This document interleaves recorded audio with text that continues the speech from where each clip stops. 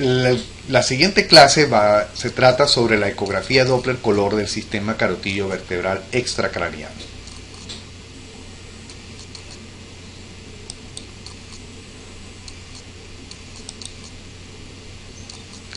En esta clase vamos a tratar sobre la anatomía cerebrovascular, la fisiología, la técnica que vamos a usar para la exploración del sistema carotidio vertebral, entre paréntesis el protocolo, sus principales indicaciones, los hallazgos a nivel del Doppler en las arterias carótidas y vertebrales de tipo normal y anormal.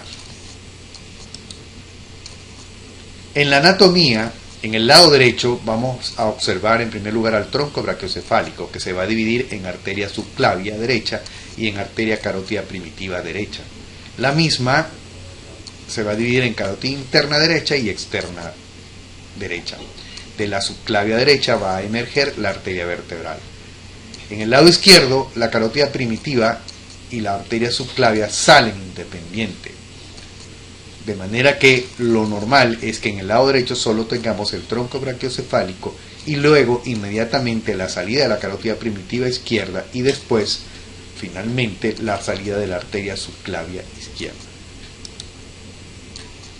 En la fisiología, lo importante recalcar es que tanto el sistema derecho como el sistema izquierdo, a nivel carotidio y a nivel vertebral y a nivel de las subclavias, se comunican entre sí a través de sus ramos, tanto en el mismo lado como contralateral. Y a nivel intracraneal tenemos el polígono de Willis, que nos hace la combinación del circuito anterior con respecto al circuito posterior.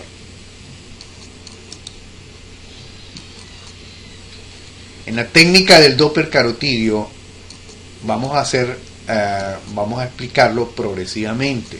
Lo importante es que las estructuras que nosotros vamos a identificar en el lado derecho, para poder exponerlo nuevamente, vamos a ver el tronco brachiocefálico, la salida de la subclavia derecha y la salida de la carótida primitiva derecha, y luego su división en carótida interna y externa. En el lado izquierdo lo que vamos a identificar es la carótida primitiva y interna e externa del lado izquierdo. En la arteria subclavia, tanto derecha como izquierda, lo que vamos a visualizar es la emergencia de la arteria vertebral. Lo vamos a identificar, como vamos a ver en esta imagen, en sentido longitudinal y en sentido transverso, siempre siguiendo el esternocleidomastoideo desde la base del cuello hasta la parte del vértice del mismo. Si hacemos un corte longitudinal, tenemos tres posibilidades de abordar la carótida primitiva y los ramos internos y externos. Tenemos el borde anterior del músculo esternocleidomastoideo, o usando su parte medial o lateral, o por el borde posterior del esternocleidomastoideo.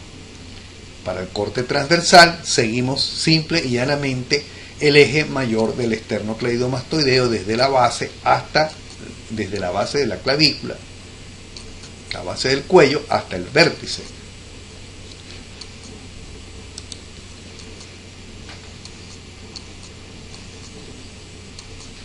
Acá tenemos una imagen en eje longitudinal de la carótida común, externa e interna. La interna tiene un bulbo, la externa tiene ramos. Y fíjense que ya es importante denotar otras diferencias. El diámetro de la interna siempre es mayor que el diámetro de la externa.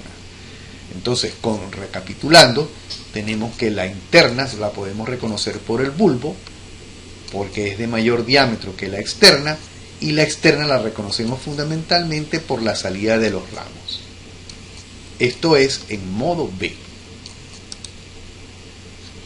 Por el modo Doppler color, nosotros vamos a ver entonces, a visualizar la carótida interna, la carótida externa, la interna porque tiene bulbo y porque por el Doppler color nos muestra un color diferente al flujo mayoritario del mismo, porque aquí hay una cierta turbulencia. En este caso el color rojo está especificando que es el flujo que se aleja del transductor, y el flujo en azul es el flujo que se acerca al transductor. Aquí los colores están invertidos en esta imagen. Pero lo interesante es que por Doppler color comprobamos varias cosas: la permeabilidad, cómo llena el color todo el vaso, y la dirección del flujo. Esto es lo segundo que nosotros, además del modo B, hacemos.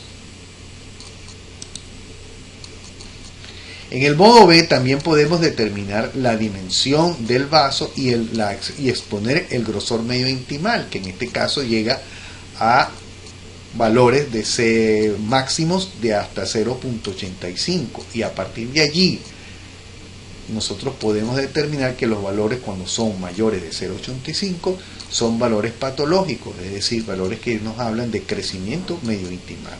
Además de explorar el contenido intraluminal para ver si hay placas o no. Por Doppler color y pulsado nosotros podemos determinar entonces la parte hemodinámica. En este caso estamos explorando la arteria carótida interna. Y vamos a ver por primera vez la onda espectral de la interna, donde tenemos un pico sistólico, un ascenso, y un pico sistólico no agudo, pero con un descenso lento y una diastólica final alta, con un índice de resistencia baja. La carótida externa, que es la que estamos explorando en este momento, vamos a tener un ascenso rápido y un descenso rápido. Inclusive este descenso puede estar por debajo de la línea de base, con una diastólica final de menor amplitud que la interna y un índice de resistencia más bien elevado. La carótida común presenta elementos de combinación, o sea, comunes de la carótida interna y la carótida externa, porque vamos a decir allí que estos son ramos de la carótida primitiva. Por lo tanto, la carótida primitiva en su onda espectral tiene características mixtas. Y el índice de resistencia, que es lo clave, es intermedio entre la interna y la externa. Las principales indicaciones de la ecografía Doppler color del sistema carotídeo vertebral se basan en la evaluación de la isquemia hemisférica sintomática, es decir, en los procesos de accidentes cerebrovasculares, soplos cervicales, pacientes que van a ser sometidos a cirugía, por ejemplo cardíaca, seguimiento de la progresión de una placa a través del tiempo y valoración de las prótesis endovasculares de los stents. Los hallazgos normales en modo B, nosotros podemos resumirlo muy rápidamente, que tenemos que visualizar unas estructuras tubulares con un interior libre, o sea, anecogénico. Y estas estructuras tubulares tenemos que tener que la superficie intimal debe ser una superficie regular, lisa. No debe haber contenido de placa ni de trombo. En general, esa sería la estructura que nosotros vamos a analizar. Obviamente, tenemos que medir siempre su diámetro y, como ya dije anteriormente, exponer entonces la superficie medio intimal para medir su grosor. Estas son imágenes de cortes longitudinales de los ramos carotídeos de la carótida común, corte transversal de la carótida común, corte transversal entonces de la división en interna y externa. Noten que la interna es de mayor tamaño que la externa y la externa tiene ramos. Por Doppler ya advertimos el patrón normal de lo que es la carótida común interna y externa, resaltando sus diferencias es en cuanto al descenso de la fase diastólica, que en la interna es más pausado, la externa es abrupto, resaltando que la externa tiene como una incisura que no la tiene la interna, y la diastólica final en la interna es de mayor amplitud que en la externa, por lo tanto su índice de resistencia es menor en la interna que en la externa.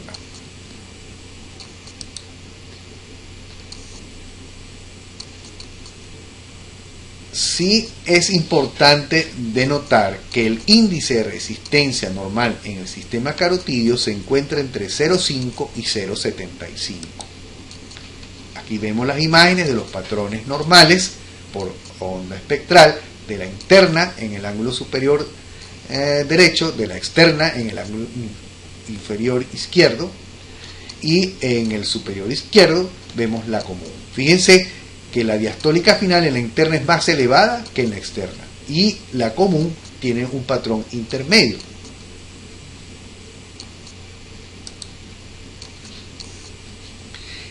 Los hallazgos normales del Doppler color, ya lo dijimos, que tiene que ser un color que llene todo el vaso, que no haya expresión de anomalías como turbulencias, salvo en el bulbo carotídeo, donde hay una ligera turbulencia y el color se expresa con una dirección contraria a la que lleva la mayoría de la masa globular. Pero no existe otra patología o anomalía del color, mejor dicho, como es el aliasing. No existe aliasing. El Doppler Power es un Doppler color, una modalidad que solamente nos va a determinar si existe la presencia de flujo o no, sobre todo en aquellos casos donde la velocidad del flujo o el flujo sea muy pequeña. Aquí tenemos el Doppler color, como ya lo llena todo, no hay aliasing, todo es homogéneo. Aquí tenemos la vena yugular interna. En este caso tenemos un corte longitudinal de la carótida común, del bulbo. Fíjense que en el bulbo sí pueden haber dos colores, uno rojo y uno azul. Esto porque aquí hay una ligera turbulencia donde el flujo adquiere una dirección contraria. Esta es una imagen con Power Doppler donde se puede llenar toda la carótida interna y la carótida externa. Ya dije que esto es un Doppler para detectar velocidades bajas, no detecta dirección ni velocidades. En la patología ateroesclerótica lo importante ahora es ver la placa ateromatosa. Importante localizarla. ¿Dónde está la placa? Importante es definirla. ¿Cuánto debe medir la placa? Mínimo, se dice que es un espesor localizado de 1.5 milímetros o más para decir esto ya es placa. Las características es ver si es blanda, si es calcificada, mixta o ulcerada. Y por supuesto medir el grado de obstrucción por modo B. Placa calcificada en esta imagen, donde tenemos la carótida interna, el bulbo. Fíjense que la placa calcificada no deja ver bien el interior de la luz.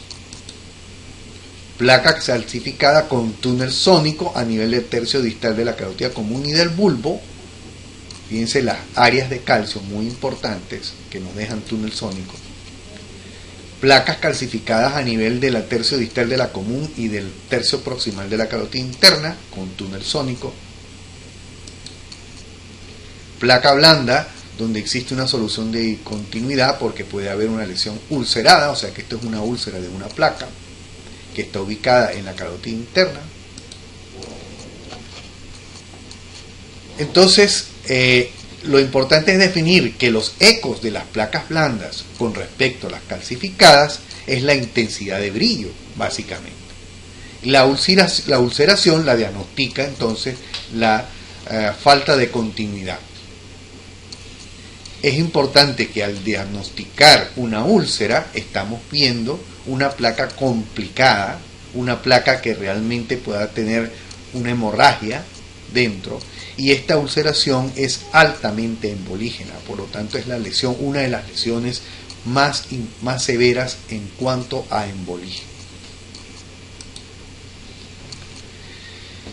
En la valoración por modo B de la estenosis, nosotros tenemos dos formas de calcularlo. Uno es la reducción de área, que en este caso tenemos que hacer un corte transversal del vaso, donde vamos a dibujar el área original y vamos a dibujar con el caliper el área residual. La máquina de eco nos da entonces el porcentaje de reducción de área. Si vamos a calcular el porcentaje de reducción de diámetro, simplemente a nivel de la luz del vaso calculamos el diámetro original y también estimamos el cálculo con el caliper del diámetro residual, y la máquina nos dará el porcentaje de reducción de diámetro. Cuando hay una estenosis, la onda Doppler se modifica importantemente, y yo quiero aquí resaltar solo tres elementos. Primero, el aumento de las velocidades pico sistólico y diastólico final por encima de los valores normales. Estamos hablando que los valores normales pueden llegar a menos de 200 centímetros por segundo para el pico sistólico y de 40 centímetros por segundo para el diastólico final. Cuando esas velocidades aumentan por encima de esos valores, obtenemos los diferentes grados de estenosis, desde leve, moderado o severo. Pero siendo importante desde el moderado a severo y severo. En este caso estamos hablando de obstrucciones del 50 o mayores al 50%. Es decir, tenemos entonces rangos amplios de 50 a 79 y de 80 a 99, que es lo más importante, lo más severo. Cuando hablamos de una estenosis severa, cuando existen velocidades pico sistólico por encima de los 250 centímetros por segundo y diastólico final por encima de los 100 centímetros por segundo.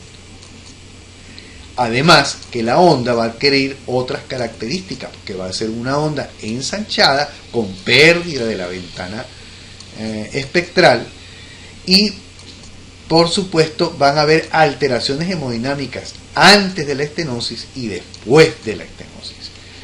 Siempre después de la estenosis las velocidades se pierden al atravesar el sitio estrecho. Por lo tanto, las ondas que están por detrás de la estenosis van a llamarse ondas parabólicas, porque va a asemejar la forma, la morfología de la onda a una parábola. Y el índice de resistencia siempre es mucho menor que en el sitio estenótico y que en el sitio normal, por supuesto. En el lado preobstructivo nosotros podemos ver que hay cambios morfológicos de la onda, una onda pequeña de amplitud que se llama onda de choque.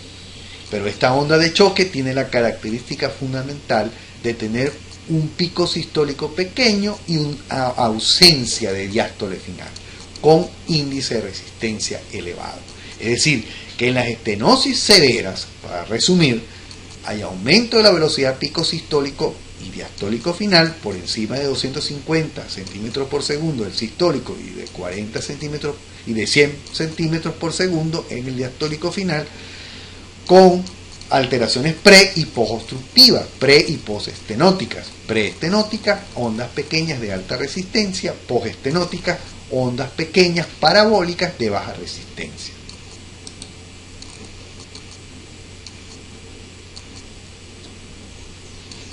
Esto es lo que está expresado, lo que acabo de hablar es lo que está expresado aquí en estos aspectos, de manera que lo que he explicado son los cambios hemodinámicos que nosotros podemos ver a nivel de la estenosis por el Doppler pulsado. Importante saber que siempre va a haber aliasing en una estenosis. Es un fenómeno porque se presenta debido a que se sobrepasa el límite de Nicolai.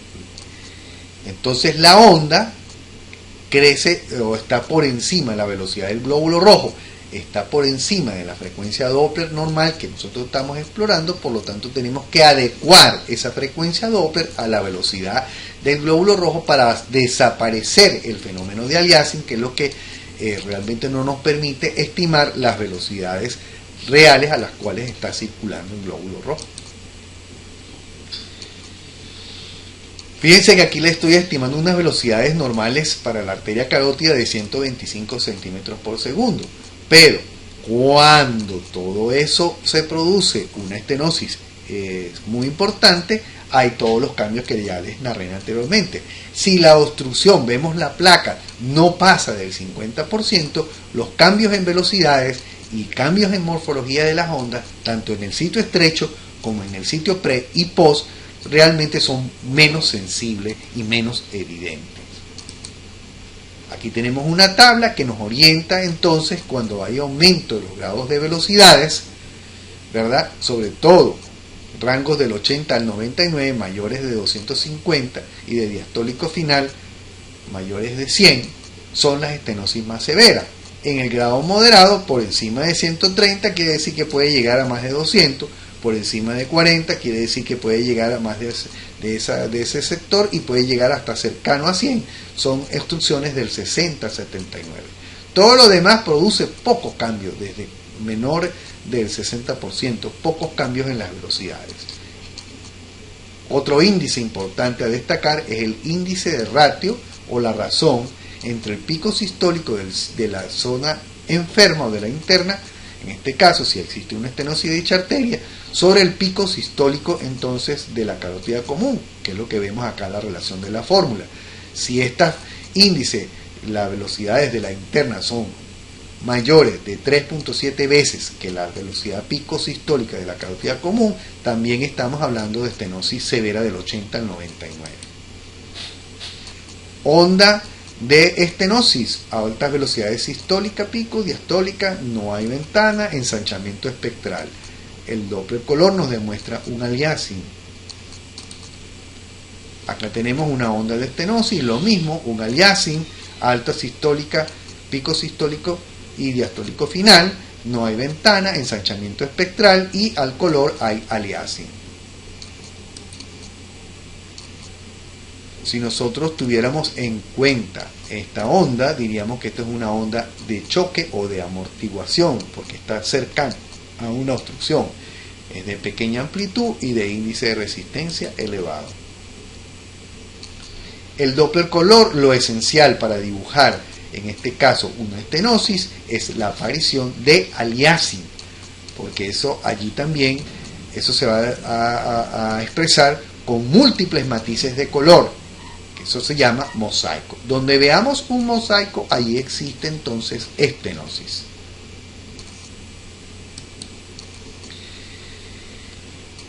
El Power Doppler, pues ya dijimos que demuestra defectos de llenado y proporciona una nítida delimitación del perfil del flujo. Acá tenemos que el aliasing siempre es del flujo, es un artefacto de la señal Doppler, que hay que corregirla aumentando el PRF del sistema Doppler. Acá tenemos la carótida común, carótida interna. Fíjense, aquí hay una placa, esto que no se dibuja, esto es placa, una placa con pocos ecos brillantes, o sea que es blanda, y tenemos el color que nos advierte aquí un mosaico de colores o aliasing, de manera que este es el sitio estrecho, esto es una estenosis severa. Lo mismo podemos ver en esta imagen, aquí en el ángulo superior izquierdo. Tenemos una placa poco brillante y una tanto en el lado del bulbo, y aquí tenemos una reducción de la luz en forma muy importante con mosaico. Esto expresa alta aliasing, esto expresa estenosis severa. Fíjense en un corte transversal, todo esto es placa, lo que no se colorea, y solamente una pequeña luz se colorea. Esto es una estenosis, una reducción importante de su diámetro. Cuando el problema es más allá de la estenosis, quiere decir una oclusión, lo que podemos ver por modo B, básicamente es que podemos advertir el contenido intraluminal, que debe ser un trombo, por lo general, o una placa inestable que se trombosó.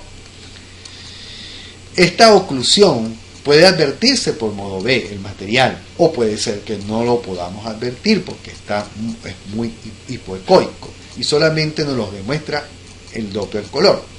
Lo importante aquí entonces es que nosotros vemos ecos en el interior del vaso que ocupan la luz en forma total. Aquí vemos el ejemplo que les estaba nombrando. Tenemos la carótida interna que está ocluida, ¿verdad?, donde podemos advertir el material intraluminal. Tenemos flujo por Doppler color que está antes de la obstrucción, de la oclusión, y vemos que tienen dos colores porque hay un flujo que se acerca y otro que se aleja. Uno que se acerca y otro que se aleja.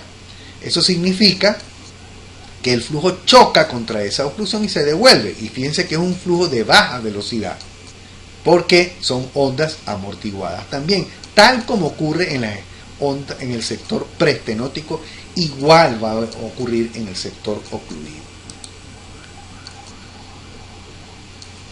¿Qué vamos a encontrar al Doppler? Bueno, ya le dije, en el sitio ocluido no hay señal porque ahí no hay movimiento del glóbulo rojo, pero en el sitio proximal es una onda de choque, tal como lo hacen en la estenosis severa, y amortiguada. Y en el sitio que está por detrás de la oclusión, nosotros vamos a ver entonces ondas parabólicas también.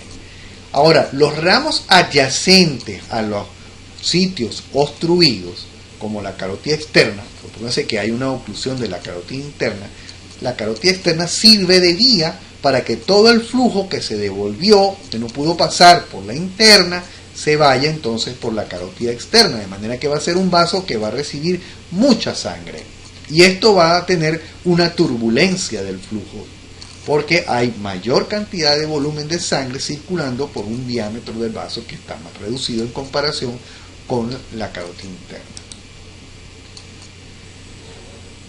Ahora, todos los ramos, no solamente la carótida externa, sino también puede ser la vertebral, pueden tener incremento de su flujo. Pero lo importante es que lo que está por debajo de la oclusión, por detrás, mejor dicho, por detrás de la oclusión, al haber ondas parabólicas en ciertos sitios, también debe ser llenado por otros. Es decir, que la dirección del flujo puede ser invertida en el sitio posocluido.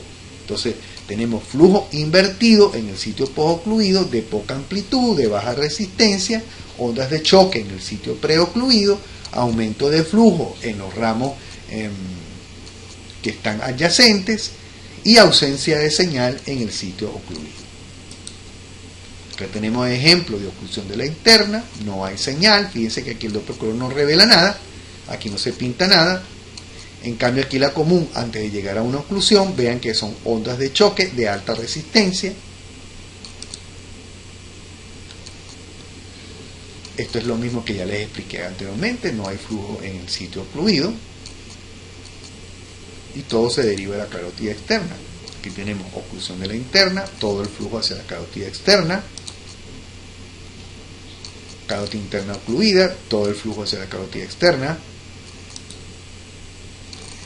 Finalmente vamos a hablarle un poco entonces de la arteria vertebral, que también tiene una técnica muy similar a la del sistema carotídeo, pero que nosotros lo que vamos a explorar generalmente la arteria vertebral es en su corte longitudinal, tanto en el origen como entre los procesos transversos, como lo dice acá, y vamos a ir desde la parte caudal hasta la parte craneal. La arteria vertebral tiene tres sectores, un sector de origen, V1, un sector entre los procesos transversos, V2, y un sector que va hasta la apófisis mastoide, que es V3. ¿Qué vamos a ver? Por modo B, el protocolo explica que debemos medir su diámetro por Doppler color para ver la dirección del flujo, si es una dirección hacia el cráneo o es una dirección caudal. Y por Doppler pulsado vamos a ver la morfología de la onda, que es una onda monofásica, y las velocidades pico sistólico y diastólico final con su índice de resistencia, que generalmente es un índice de resistencia que está entre 0,5 y 0,75. Acá tenemos entonces la expresión en V1, porque aquí tenemos la subclavia y el origen de la arteria vertebral, llenándose con su Doppler color sin imágenes de aliasing. Esto para ver por Doppler color en los procesos, entre los procesos transversos, y aquí la onda monofásica de baja resistencia, el origen acá en V1 nuevamente, arteria subclavia y arteria vertebral, y la indicación principal es para valorar la isquemia vertebrovascular. Fíjense los valores normales, 4 milímetros de dimensión. Nunca las dos, o sea, la mayoría de las veces, las dos arterias vertebrales son de diferente diámetro. Estructura tubular, onda monofásica, con pico sistólico relativamente afilada, pero sus velocidades están entre el rango entre 20 y 40 centímetros por segundo.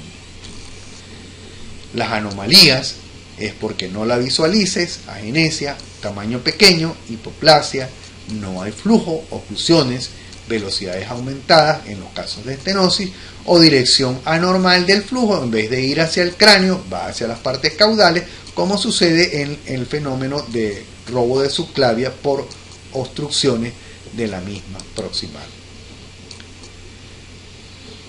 Esto está en los procesos transversos, están midiendo el diámetro de los vasos vertebrales en un corte entonces en V2, al Doppler color en un corte en V1, podemos se observa una estrechez en el origen de la arteria vertebral y la angiografía confirma una estenosis severa. Y esto es algo para que vean la expresión del color, cómo podemos diagnosticar el síndrome de robo de subclavia, en el cual la vertebral del lado afectado es llenada por el flujo de la vertebral del lado contrario o algún ramo que la auxilie. En este caso el Doppler color de la arteria va a tener un color muy similar a la de la vena, quiere decir que no está yendo hacia el cráneo, sino que está yendo hacia las partes caudales. Cuando el flujo color de la arteria es igual al de la vena, esto es diagnóstico inmediato de robo de subclavio. Siempre la arteria va a tener un color diferente a la vena por su dirección del flujo. En estos esquemas que voy a presentar a continuación, es simplemente un resumen muy rápido de lo que yo les he hablado, sobre todo en los problemas o en los procesos de estenosis y de oclusión. Solamente para darles un detalle, vamos a explorarla siempre, o vamos a ver las imágenes de la carótida primitiva, de la arteria vertebral, de la carótida interna y de la carótida externa, y de las arterias oftálmicas, que también podemos determinar su señal. Las ondas son muy características, ya les dije, las de la carótida primitiva, una onda mixta entre la interna y la externa con un índice de resistencia intermedio, la externa con un índice de resistencia elevado, con un descenso rápido, con una diastólica final pegada aquí a la línea, la interna con un punto romo, una punta roma, con una diastólica final más elevada y un índice de resistencia bajo, y la oftálmica muy similar a la interna.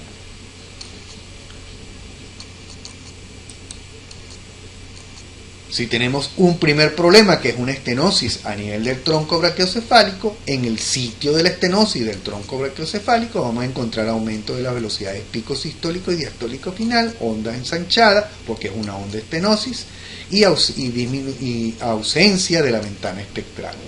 Por detrás de la estenosis, yo le dije que eran ondas parabólicas, y fíjense que tanto la primitiva, externa, interna y oftálmica tienen una punta roma. Comparen la punta afilada en el lado izquierdo, donde no hay problema, tanto de la común, externa, interna y oftálmica. Yo les dije también que era característico que iban a ser ondas de menor amplitud, porque pierde velocidades. Comparen la amplitud de estas ondas con las del sitio sano.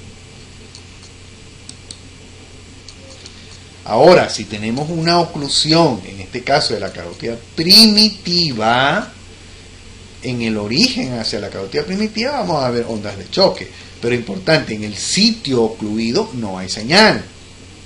Y yo les dije también que a nivel del sitio post-oclusivo, las ondas son invertidas. Aquí está, invertida. ¿Quién la va a llenar? La va a llenar la externa, pero a su vez del lado contralateral, se comunica con la externa de ese lado afectado y va hacia la interna para llegar al cerebro. De manera que la onda invertida la vamos a ver a nivel de la carótida externa. Y todas las ondas son de menor amplitud, parabólicas. Si la oclusión es de la interna, ¿dónde vamos a ver la inversión del flujo? En la oftálmica.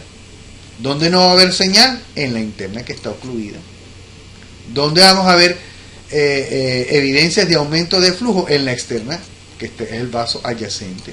¿Dónde vamos a ver ondas de choque? En la común, en este caso del lado derecho. Y todas las ondas tienen menor amplitud que las del lado izquierdo. Si tenemos una estenosis severa de la carótida interna, ondas prechoques a nivel de la común. Fíjense que es una onda de menor tamaño comparado con la común anterior, del lado derecho, perdón. ¿Dónde va a haber aumento del flujo? En la externa, porque es el lado adyacente para llevar flujo. ¿Dónde va a haber aumento de velocidad? En el sitio de estenosis. Y no va a haber sino post-estenosis unas ondas de pequeña amplitud parabólica, como vemos aquí en la oftálmica izquierda, en comparación con la derecha. Si tenemos lesiones combinadas, oclusión de la interna derecha y estenosis de la izquierda, pues tenemos situaciones que ya les hablé correspondientemente. En el sitio ocluido no hay señal y en el sitio estenótico hay aumento de velocidades. Los sitios pre y post nos van a hablar. ¿Dónde va a haber inversión? En el ocluido, en la oftálmica. ¿Dónde va a haber aumento de velocidad? En la estenosis de la interna izquierda, en este caso. Las ondas prechoque van a ser mayores en la oclusión de la carótida primitiva que derecha que de la izquierda.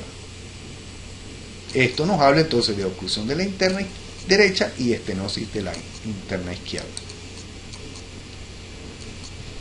Esto no es más de lo que ya hablamos, una estenosis de la carótida interna, con todos los hallazgos pre y post.